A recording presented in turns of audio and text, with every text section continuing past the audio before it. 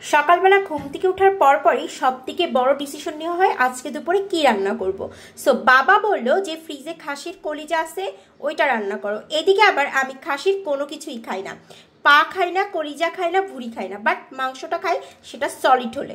যাই হোক, এখানে আবার আম্মু আমাকে বললো, নাও গরুর তিল্লি আছে, তুমি তিল্লিটা রান্না করো। তিল্লিটা আবার আমি খুব পছন্দ করি, সেটা গরুর, অন্য খাসি টাসির না আর কি। তারপরে তিল্লি বের করে পরিষ্কার টরিষ্কার করে নিলাম। এদিকে আবার নাফিসা মোটেও তিল্লি কলিজা কিছুই খায় না, তার জন্য কি করতে হবে, চিকেন করতে হবে। এই যে ঘরের ভিতরে এক একজনের এক একটা আবদার। সো যেমন আমার আজকে, আমি তো খাসির কিছুই খাই না, সো ও আবার খাসি গরুর এগুলা কিছুই খায় না, কি খায় সে, চিকেন ফেভারিট। তাই মেহেজাবিনকে বললাম, চলো তাহলে তুমি ক্যামেরাটা ধরো, আজকে বাসায় আমি কি কি রান্না করতেছি সেগুলো একটু শেয়ার করে ফেলি। মেহেজাবিন বললো, যেহেতু আমি আজকে বাসায় আছি, ধরাই যাই ক্যামেরা। ক্যামেরা ধরবে ঠিকই, তার আবার আবদার আছে। কি আবদার? তাকে যেন চিকেন কষা দেওয়া লাগে। তেল গরম হয়ে গেছে, এখন দিয়ে দিচ্ছি পেঁয়াজ। পেঁয়াজের পরিমাণটা একটু বেশিই দিচ্ছি, তার কারণ হচ্ছে খাসির কলিজাতে আমরা আবার একটু পেঁয়াজের পরিমাণটা বেশি দিই, সাথে কিছু কাঁচামরিচ চিরাও দিয়ে দিব, এই যে 4-5টা। পেঁয়াজ ভাজার সময় দিয়ে দেব কিছু আস্ত মশলা।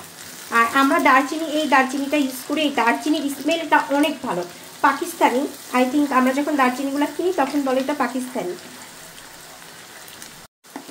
এখন দিয়ে দেব বাটা মশলার পেস্ট। এখানে আদা, রসুন, জিরা, গোলমরিচের গুঁড়া, একটু শুকনা মরিচ সব একসাথে দিয়ে তারপরে হচ্ছে আমি মিক্সারে দিয়ে ভালো করে ব্লেন্ডার করে নিই। এখন এটাকে 4-5 মিনিট খুব ভালো করে কষাবো। তারপরে হলুদ, লবণ, মরিচ অ্যাড করব। হলুদ মরিচ ভালো করে মিক্স করার পরে আমি তার আগে কিন্তু 5 মিনিট খুব ভালো করে কষাই নিয়েছি, দেন হলুদ আর মরিচটা অ্যাড করছি, সাথে লবণ। এখন দিয়ে দেবো হচ্ছে কলিজাগুলা। কলিজা আমি গরম পানি দিয়ে ধুয়ে পরিষ্কার করে তারপরে ঝুড়ির উপরে রেখেছিলাম যাতে ঝরে যায়। আর এই খাসির কলিজা যখন আমি ভুনা করি তখন আমার বাবা বলে, একটু আলু ছোট ছোট করে কেটে কিউব করে দিবা, তাহলে আরও বেশি টেস্ট লাগবে। বাবা আবার আলুটা খুব পছন্দ করে কলিজার সাথে, স্পেশালি খাসির কলিজা, অন্য কোনো মানে গরুর কলিজা হলে আবার সে পছন্দ করে। যে আলুটাও দিয়ে দিলাম, কারণ কলিজাটা কিন্তু একটু তাড়াতাড়ি হয়ে যাবে, এই জন্য একসাথে এটাকে কষিয়ে নেব।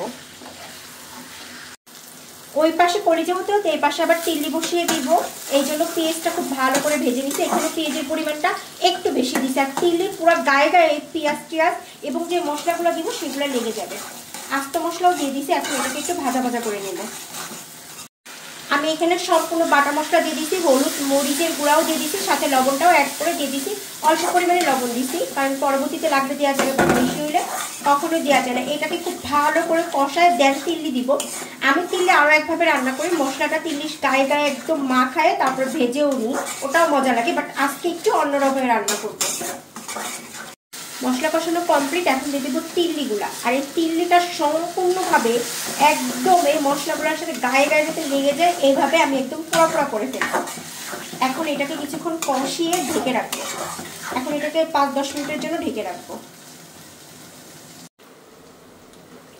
আমার কলিজা ভুনা কমপ্লিট হয়ে গেছে, একদম কষায় টষায় হালকা একটু পানি দিয়েছিলাম, ওটার আমি ভিডিও ক্লিপ নিই নাই, তাহলে ভিডিও অনেক বেশি বড় হয়ে যাবে, এই জন্য কলিজা ভুনা একদম কমপ্লিট হয়ে গেছে।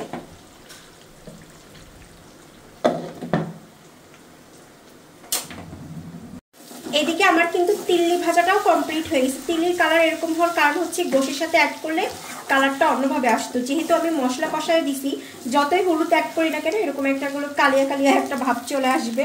যাই হোক, একেবারে পুরো পুরো করে ফেলছি। আমার এদিকে তিল্লিটাও কমপ্লিট হয়ে গেছে, এখন আমি চিকেন বসিয়ে দিব। একবারে পেঁয়াজ আস্ত মশলাটা দিয়ে এখন ভালো করে পেঁয়াজটা ব্রাউন কালার করে নিব, দেন সব বাটা মশলা দিয়ে মুরগি রান্নাটা বসিয়ে দিব। একদম সংক্ষিপ্তভাবে বাট টেস্টিদার মুরগি হয় রান্না। পেঁয়াজ ব্রাউন কালার হয়ে গেছে, এখন একটু মশলার পরিমাণটা বেশি দিব। আমরা আবার হচ্ছে এই চিকেনের ক্ষেত্রে একটু মশলার পরিমাণটা বেশি দিই মাঝে মাঝে। এখন এই মশলাটাকে কষায় নিয়ে ভালো করে দেন হচ্ছে মুরগি দিয়ে দিব। একদম সিম্পল একটা রান্না, বাট এইভাবে কিন্তু অনেক বেশি মজা লাগে। ভালো কথা, মশলা পেস্টের মধ্যে আমি একটা টমেটো পেস্টও করে দিয়েছি, যাতে একটু হালকা টকটক একটা ফ্লেভার আসে চিকেনের ভিতরে, যাতে মজা লাগে। বাবা যেহেতু চিকেন খাবে না, এই জন্য আমি মরিচের গুঁড়ার পরিমাণটা একটু বেশি দিছি, আবার বাটা মরিচও দিয়েছি ব্লেন্ডার করার সময়। তো এখন হলুদ, লবণ, মরিচের গুঁড়া সব মিক্সড করে খুব সুন্দর করে এখন এই মশলাটা কষিয়ে নিব আরও মিনিট 5 মিনিটের মতো।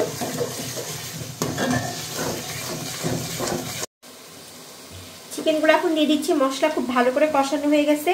আর মেহেজাবিন কিন্তু অনেক সুন্দর চিকেন রান্না করতে পারে। নেক্সট উইকে মেহেজাবিনের যখন ফ্রাইডে আর হচ্ছে বন্ধ থাকবে ফ্রাইডেতে, তখন ওকে দিয়ে ফ্রাইডের স্পেশালি চিকেনটা রান্না করাবো।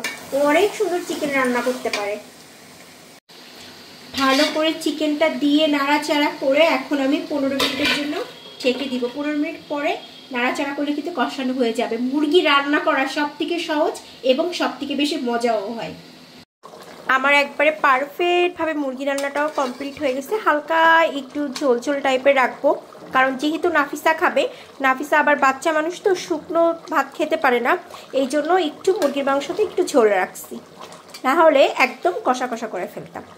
রান্নাবাড়া কমপ্লিট, এখন খাওয়া দাওয়া করার জন্য খাবারগুলো সব বেড়ে টেবিলে দিয়ে আসবো।